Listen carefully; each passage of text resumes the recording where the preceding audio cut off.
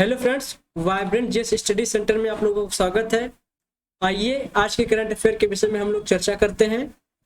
हमारा पहला प्रश्न है, हाल ही में अनुराग कुमारा दिसानायके, ये उनका चित्र है, आप देख सकते हैं, को किस देश का राष्ट्रपति चुना गया? हमारे पास चार ऑप्शन है। Option A Sri Lanka, option B Bhutan, option C Bangladesh, option D Nepal. इसका सही उत्तर है ऑप्शन ए श्रीलंका। आइए इसके विषय में हम थोड़ा जान लेते हैं। 24 नवंबर 1968 को गैलेवेला में जन्मे अनुराग कुमारा दिसानायके, जो कि ये व्यक्ति हैं, आप देख सकते हैं इनको, ने श्रीलंका की राजनीति को बदल दिया है। उन्होंने जनता विमुक्ति पेरामुना जेबीपी, इस पार्टी के, इनके पार्टी का आप नाम यहाँ पे देख लीजिए, जेबीपी पार्टी है ये, ध्यान से देखिए, जनता विमुक्ति पेरामुना पार्टी को एक अभूतपूर्व चुनाव में जीत दिलाई, जिसमें इन्हें 42.31% वोट मिले। वोट प्रतिशत आप देखिए, 42.31% वोट मिले। ग्रामीण पृष्ठभूमि से राष्ट्रपति पद तक उनका उदय देश के राजनीतिक परिदृश्य में एक महत्वपूर्ण बदलाव को दर्शाता है।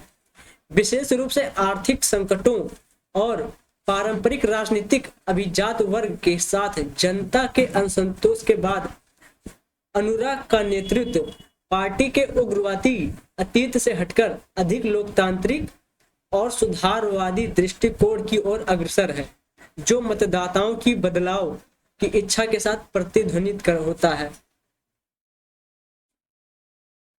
हमारा दूसरा प्रश्न है, किस देश ने जीवाश्म ईंधन उत्पादक देशों की स्वैच्छिक योगदान के माध्यम से वित्त पोषित होने वाले एक नए जलवायु कोष का प्रस्ताव रखा है? Option A Algeria, option B Azerbaijan, option C Bharat, option D Australia. इसका सही उत्तर है ऑप्शन बी अजरबैजान। ये आप देखिए अजरबैजान। आइए इसके विषय में हम थोड़ा जान लेते हैं। अजरबैजान ने जीवाश्म ईंधन उत्पादक देशों और कंपनियों से स्वैच्छिक योगदान के माध्यम से वित्त पोषित एक नए जलवायु कोष का प्रस्ताव रखा है। यह पहल जलवायु परिवर्तन सम्मेलन COP29 के दौरान पेश की गई थी, जिसका उद्देश्य जलवायु परिवर्तन से निपटने में विकासशील देशों की वित्तीय जरूरतों को पूरा करना। हालांकि यह प्रस्ताव नेक इरादे वाला है, लेकिन पर्याप्त धन प्राप्त करने में चुनौतियों को देखते हुए इसकी संभावित प्रभावशीलता के बारे में चिंताएं हैं। इस कोष की स्थापना जलवायु वित्त वार्ता में चल रहे संघर्षों को दर्शाती है, विशेष रूप से जलवायु कार्रवाई के लिए पर्याप्त संसाधन जुटाने के लिए विकसित देशों की प्रतिबद्धता के संबंध में है। हमारा चौथा प्रश्न है, हाल ही में भारत का पहला CO2 मेथनॉल पायलट प्लांट कहां लॉन्च किया गया? हमारे पास चार ऑप्शन है। Option A Chennai, option B Gorakhpur, option C Pune, option D Kochi.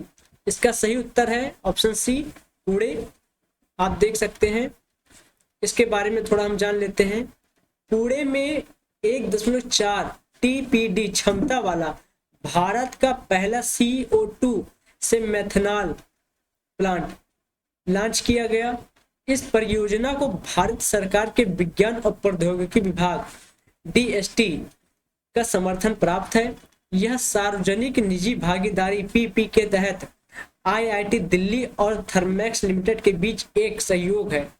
इस प्लांट का उद्देश्य COP26 से भारत के जलवायु लक्ष्यों के साथ संरेखित कार्बन कैप्चर का उपयोग CCU तकनीकों को आगे बढ़ाना। नीति आयोग और पेट्रोलियम मंत्रालय 15% मेथनॉल मिश्रित डीजल शुरू करने की नीति पर काम कर रहे हैं, जिससे कच्चे तेल के आयात में कमी आएगी। इस परियोजना की लागत लगभग 31 करोड़ रुपए है। हमारा पांचवा प्रश्न है, दिल्ली में वायु प्रदूषण से निपटने के लिए उपराज्यपाल द्वारा हाल ही में शुरू की गई पहल का क्या नाम है? हमारे पास चार ऑप्शन है। ऑप्शन ए धूल मुक्त दिल्ली अभियान, ऑप्शन बी हरित दिल्ली पहल, ऑप्शन सी प्रदूषण नियंत्रण कार्यक्रम, ऑप्शन डी उपरोक्त में से कोई नहीं। इसका सही उत्तर है ऑप्शन ए धूल मुक्त दिल्ली अभियान। इसके बारे में आइए हम जान लेते हैं। दिल्ली के उपराज्यपाल वीके सक्सेना ने सर्दियों से पहले वायु प्रदूषण को कम करने के लिए धूल मुक्त दिल्ली अभियान शुरू किया। इस 10 दिवसीय अभियान में एमसीडी और पीडब्ल्यूडी जैसी कई एजेंसियां शामिल हैं जो धूल के जमाव को रोकने के लिए सड़कों और नालों की सफाई पर ध्यान केंद्रित कर रही हैं।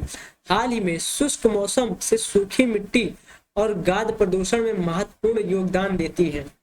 यह पहल सर्दियों के महीने में प्रदूषण के स्तर से निपटने के लिए दिल्ली सरकार की शीतकालीन कार्य योजना के अनुरूप है।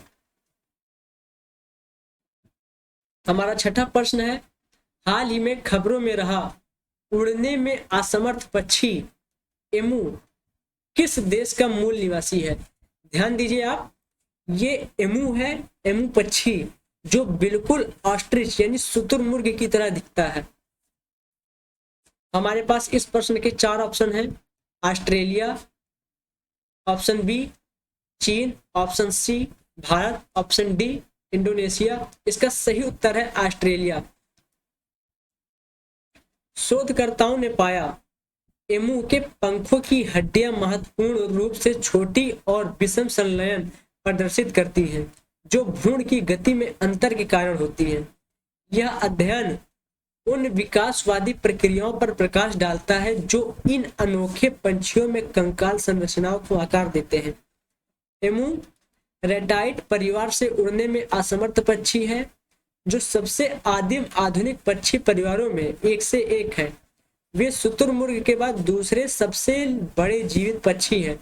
एमू केवल ऑस्ट्रेलिया में पाए जाते हैं जो तटीय क्षेत्रों से लेकर ऊंचे पहाड़ों तक विविध क्षेत्रों में निवास करते हैं।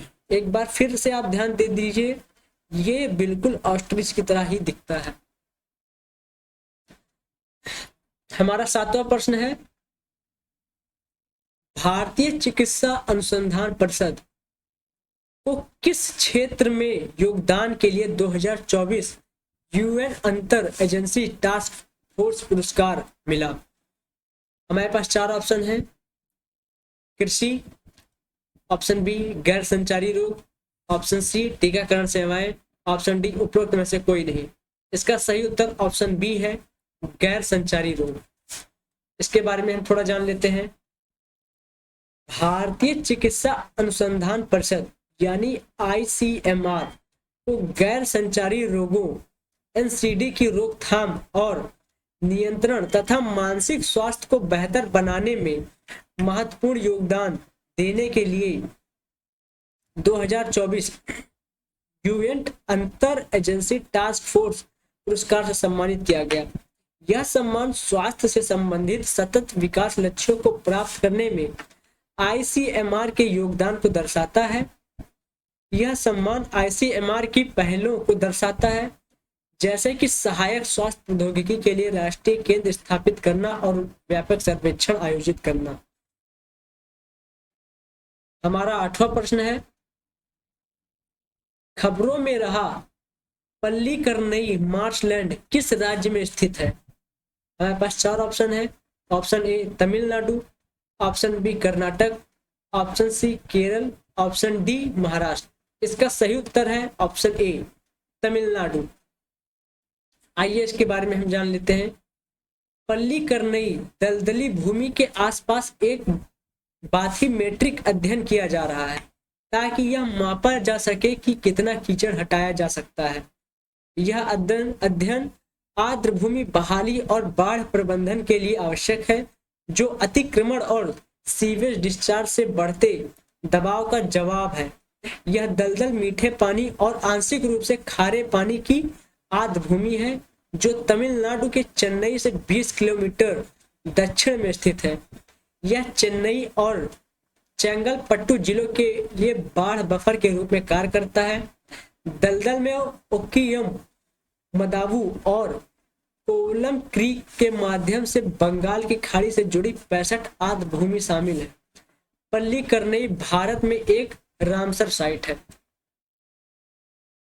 हमारा नवा प्रश्न है, JNCASR और ICAR NBAIR के वैज्ञानिकों द्वारा कौन सा अभिनव कीट नियंत्रण समाधान विकसित किया गया?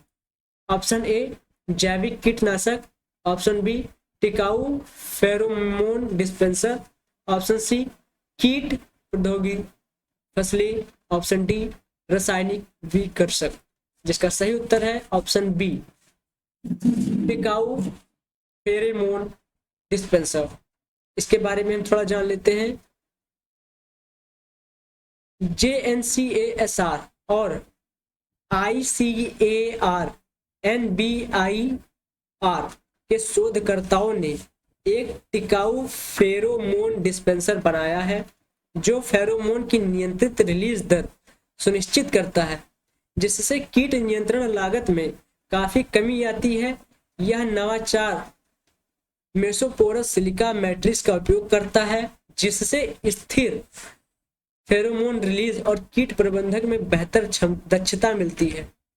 इस तकनीक का उद्देश्य प्रयोगशाला अनुसंधान से बड़े पैमाने पर औद्योगिक उत्पादन में संक्रमण करके किसानों को लाभान्वित करना है।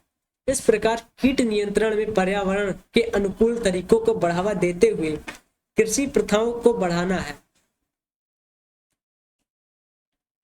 और इसी के साथ हमारे सभी प्रश्न समाप्त हुए। हम आपके लिए ऐसे ही प्रश्नों की सीरीज लाते रहेंगे। धन्यवाद।